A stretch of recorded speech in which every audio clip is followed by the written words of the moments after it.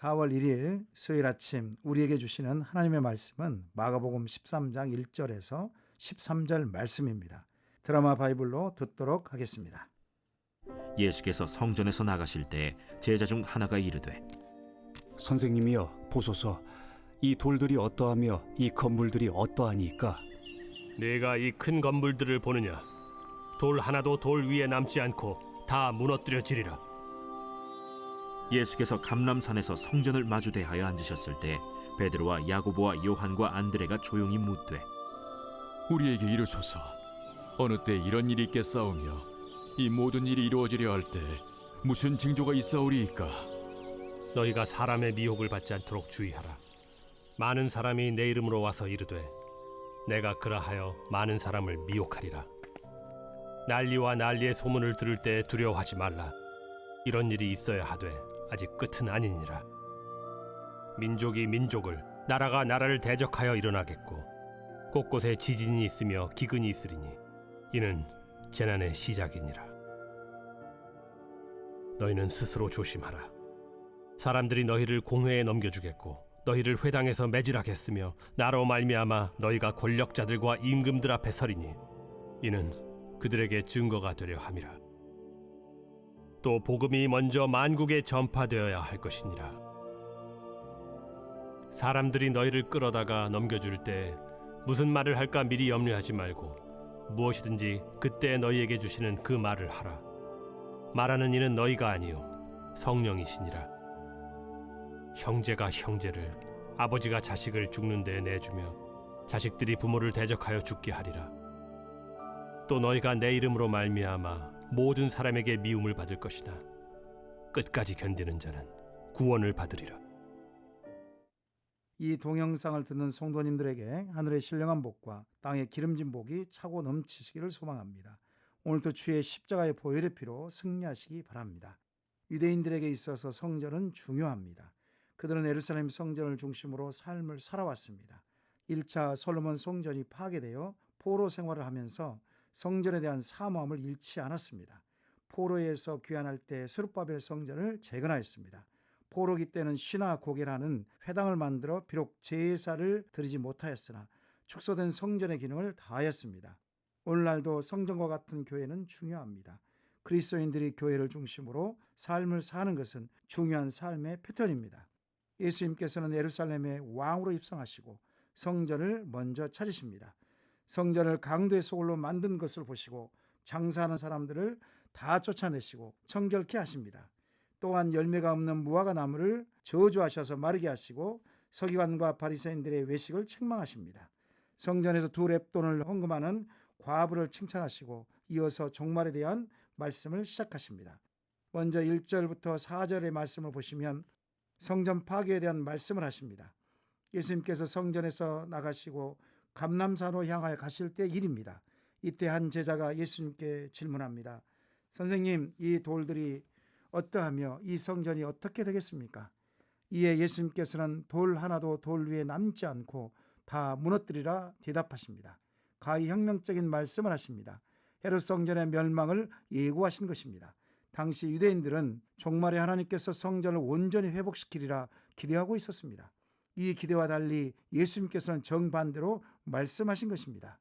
이 말씀이 있으신 후에 주 70년 베스파시아누스의 아들 티투스 장군이 이끄는 로마군에 의하여 성전이 돌 위에 돌 하나도 남지 않고 완전히 파괴됩니다. 예수의 말씀이 그대로 성취가 된 것입니다. 예수님께서는 성전을 마주 대하고 있는 감람산에 앉아 있었을 때에 베드로와 야고보와 요한과 안드레가 조용히 질문합니다. 선생님, 어느 때에 이런 일이 있겠으며 무슨 징조가 있을까요? 묻습니다. 성전은 외형보다 내실이 중요합니다. 당시 헤롯 성전은 46년 동안 계속적으로 보수한 작업을 하였습니다. 외형의 화려함이 이루 말할 수가 없었습니다. 실제로 성지순례 때 감람산에서 예루살렘 성을 보게 되면 웅장합니다. 성전은 얼마나 더 웅장했겠습니까?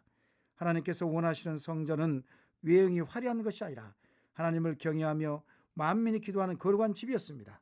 돈과 권력에 의한 착취의 성전이 아니라 거룩함과 정결함으로 죄사함의 기능을 다하는 것이었습니다. 그런데 성전을 관장하고 섬기는 사두개인과 대제사장들은 돈과 권력으로 착취하였습니다. 자기 배만 부르는 수단으로 이용하였습니다.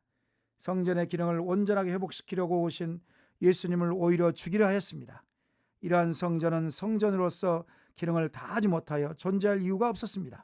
그래서 예수님께서는 성전 파괴를 말씀하신 것입니다. 사랑하는 여러분, 오늘날 우리 마음의 성전은 제대로 기능을 다하고 있습니까?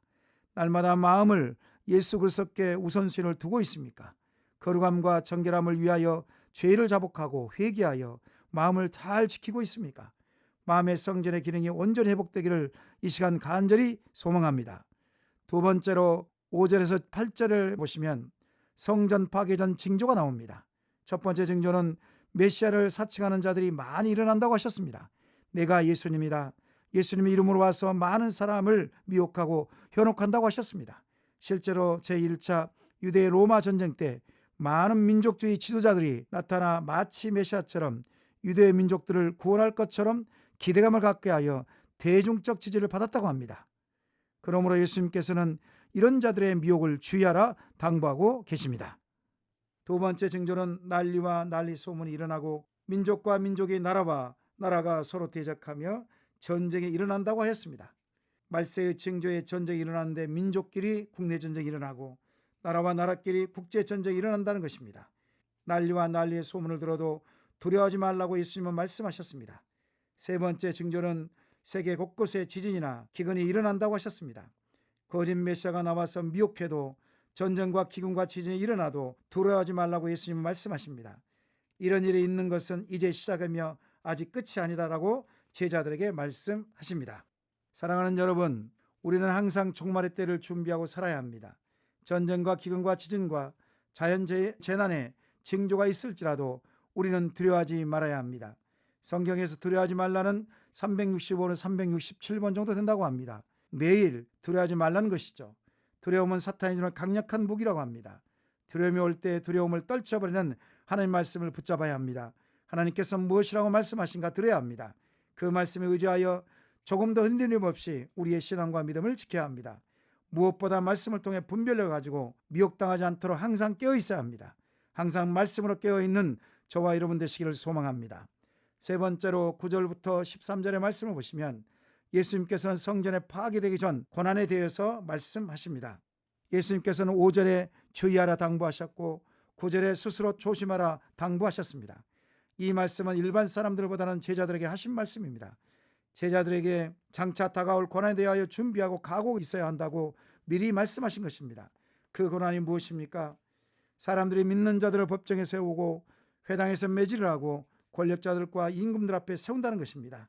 믿는 자들에 대한 핍박이 지역적으로 일어나는 것이 아니라 전국적으로 일어나 핍박하고 받게 하는데 이러한 고난이 올 때 예수님께서는 오히려 복음을 전파하는 좋은 기회가 될 것이라고 말씀하십니다. 권력자나 임금들 앞에 서게 되면 무슨 말을 해야 될지 구변과 지혜를 성령께서 주신다고 말씀하십니다. 그 고난은 형제가 형제를 죽음에 넘겨주고 아버지가 자식이 부모를 대적하여 죽게 할 것이다. 모든 사람들에게 미움을 받고 불법이 성행하고 많은 사랑이 식어질 것이다. 하지만 끝까지 견디는 자는 구원을 받으리라 말씀하십니다. 사랑하는 여러분, 우리의 생명은 허물과 죄로 죽을 수밖에 없는 생명이었습니다. 하지만 예수님을 구주로 믿음으로 말미암아서 영원한 생명이 되었습니다. 영원한 생명을 얻는 자는 구원의 완성까지는 험난하고 힘들 수도 있습니다. 현재의 고난이 아무리 힘들어도 장차 올 고난에 비하면 크지 않을 것입니다. 현재의 고난이 힘들고 어렵더라도 참고 견디고 인내하시면 이겨낼 수 있습니다. 인내하시면서 참고 견디십시오. 인내에 대한 훈련으로 자신을 무장하십시오.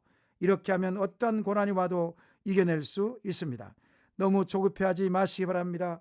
우리 안에 계신 성령께서 이길 힘과 능력을 주실 것입니다. 말씀을 정리합니다. 야고보서 1장 3절 4절에 보시면 이는 너희의 믿음의 시련이 인내를 만들어내는 줄 너희가 알미라.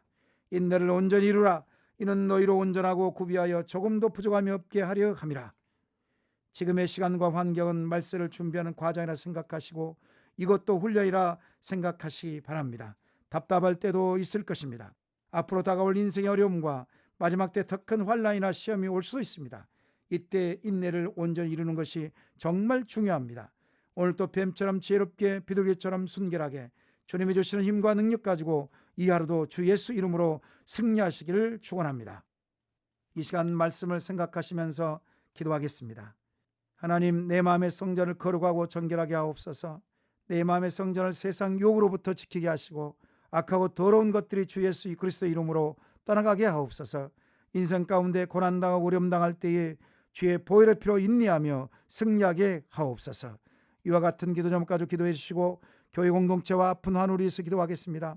온라인 예배를 드리는 모든 성도님들에게 성령의 충만함을 허락하시고 각 가정마다 더욱 은혜가 넘치게 하시고 자녀와 부모 간의 친밀한 관계가 이루어지게 하시고 코로나19로 인한 어려움이 없도록 붙들어 주옵소서.